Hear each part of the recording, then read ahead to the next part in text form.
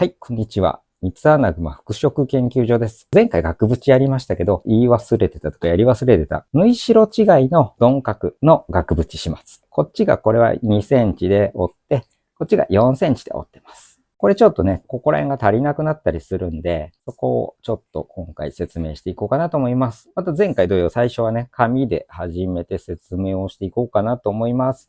パターン設計の練習とかにもなるんでね。そうだね。既製品なんかのあれだともうバッツリね、7ミリについてたり、5ミリについてたりとか、厚みまでもしかしたら計算してる部分もあるかもしれないので、パターンを設計するっていう意味でも多少理解しやすいかな。理解の補助になるかなと思いますんで、ぜひぜひ見てください。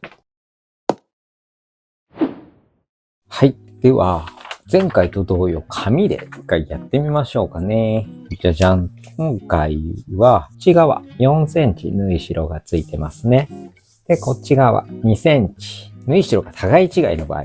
これをね、やってなかったので。鋭角とか直角の時はあんまり問題がないかな。なんですけど、鈍角の時だけちょっと問題があります。さて、どんな問題かと言いますと、こうやって、まあこの間もちょっとね、なりましたけど、こうやって置いてあげると、こう足りなくなるんですよね、こんだけ。こんだけ足りなくなる。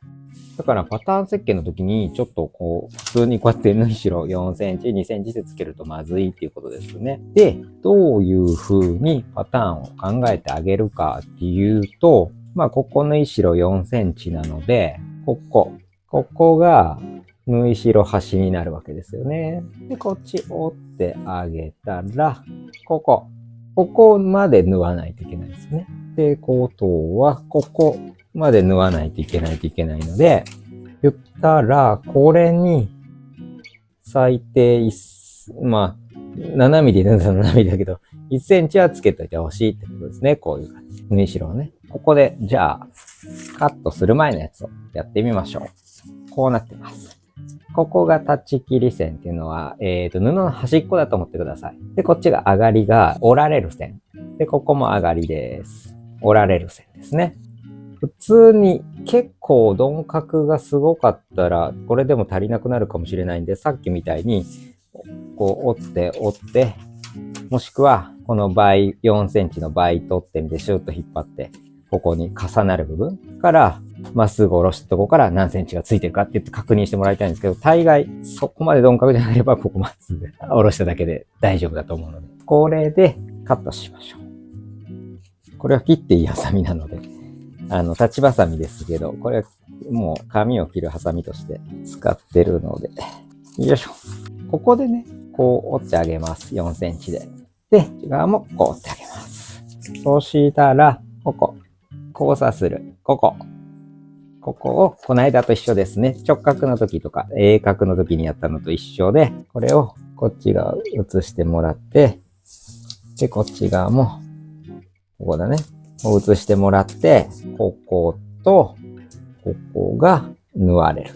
こことここが縫われる。から、こうやって、こことここを縫ってあげます。こんな感じでガチャガチャガチャ、ピーンって縫ってください。まあ、縫ってからね、なんか1センチに落とすんだったら切ってもらってもいいし。まあ、ここまでパターン設計するんだったら、この段階でこう、パターン考えてもらってもいいかもしれないけど、これとこれがこうくっついたら、ここに合うってことです。こういう感じ。ね、縫い代がスーッといく。で、まあ、これ出てるけど、これをこう折るのを、これは出るな。で、これ、まあ、切ってあげれば、額縁ができる。ってな感じですね。じゃあ、布でやってみましょう。じゃじゃん。こっちを先に折って、こうやっちゃうと、またこう間が空いちゃうので、縫い代が多い方から先に折ってくださいね。縫い代が多い方から先に折ってください。まあ一応ね、縫製。だから、ここ4センチの縫い代から8センチ、てんとつけてもらって、端から8センチ。ここに合わせて折ってもらえればいいかと。で、こっちもまあ一応2センチの縫い代がついてるということだったと思う。2センチだね。ちょっとここ2センチじゃなくなってる。ちょっとカーブになってるから。ここがカーブにつけるか。じゃあ、ここで折ってあげましょう。よいしょ。折ってあげると、こうなるので、こことここね、重なる。ここを結んで縫ってあげるってことですね。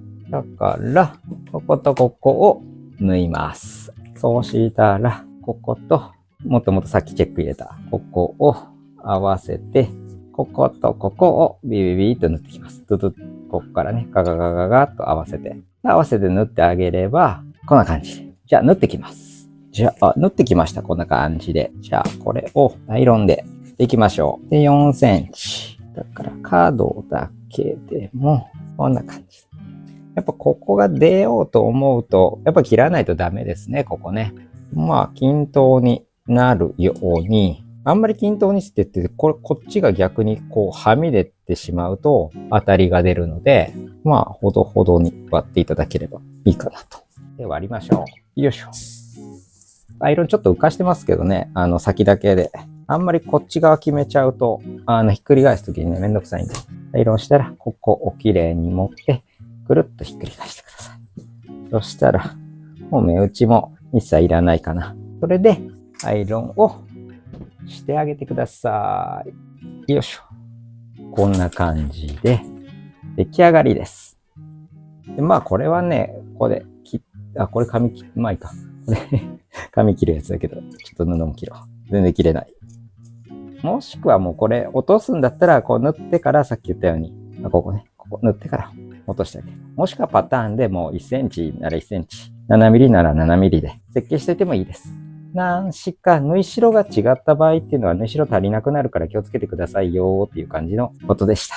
ということで、縫い代違い、鈍角の縫い代違いの額縁って言っていいのかなこれ。そういう処理の仕方でした。だから、こんな感じになって足りなくなりますよってことだけ覚えておいてもらえれば、あ、なんかこれやばいなみたいなことがあると頭にだけ入れておいてもらえればいいかなと思います。では、さようなら。こんばんは。ちょっとやり忘れてた分の縫い代違いの額縁始末どうでしたかね。今日はね、じゃじゃーんということで、これ、花が咲いてますね。世界一小さなアロエっていうことで、アロエの花が咲いてますね。世界一ちっちゃなアロエっていうことで名前忘れちゃったけど、これ世界一ちっちゃなアロエですね。かわいいですね。まあこれも花が咲いて、ね、寒いのに花が咲くんですね。今日の紹介するのはこのアロエでした。ありがとうございます。では皆様良き服飾ライフをお楽しみください。さようなら。